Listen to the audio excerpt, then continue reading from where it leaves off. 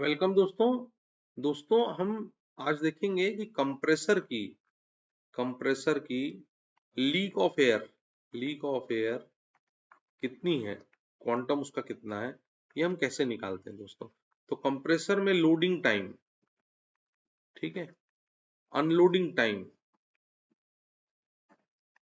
ठीक है, मतलब जब कंप्रेसर एयर बना रहा है, जब कंप्रेसर आइडल घूम रहा है, इसका टाइम अगर हमको पता है तो लोडिंग टाइम अगर 5 सेकंड है से और अनलोडिंग टाइम अगर 20 सेकंड है, ठीक है, तो ये टोटल टाइम है।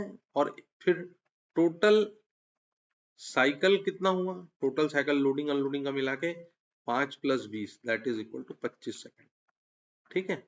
और कंप्रेसर की कैपेसिटी 500 CFM है, cubic feet per minute, CFM cubic feet per minute, 500 CFM है, ये है कंप्रेसर की कैपेसिटी, ठीक है।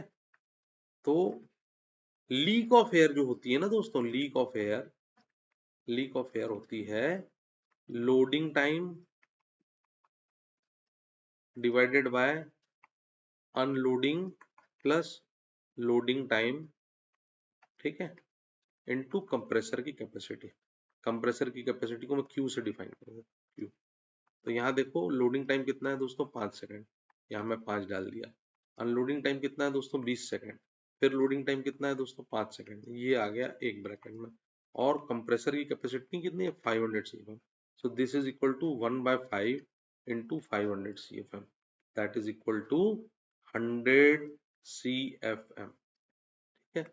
सो leak of air quantity, leak of air quantity कितनी हुई दोस्तों, 100 CFM, 100 क्यूबिक पर मिनट एक साइकिल में लीक ऑफ हो जा रही है, ठीक है दोस्तों। इस तरीके से हम किसी भी कंप्रेसर का अगर लोडिंग टाइम पता है, अनलोडिंग टाइम पता है, कंप्रेसर की कैपेसिटी पता है, तो एक साइकिल में लीक ऑफ होने वाली एयर हम इस तरीके से निकाल सकते हैं, loading time divided by loading plus unloading time into capacity of compressor. So in this case where 500 CFM of compressor is installed, loading time is 5 seconds and unloading time is 20 seconds, then leak of air will be 100 CFM। इतनी air हमारी waste हो रही है, तो इस leakage को हम identify करेंगे और आइडेंटिफाई करने के बाद लीकेज अरेस्ट करेंगे टू सेव एनर्जी।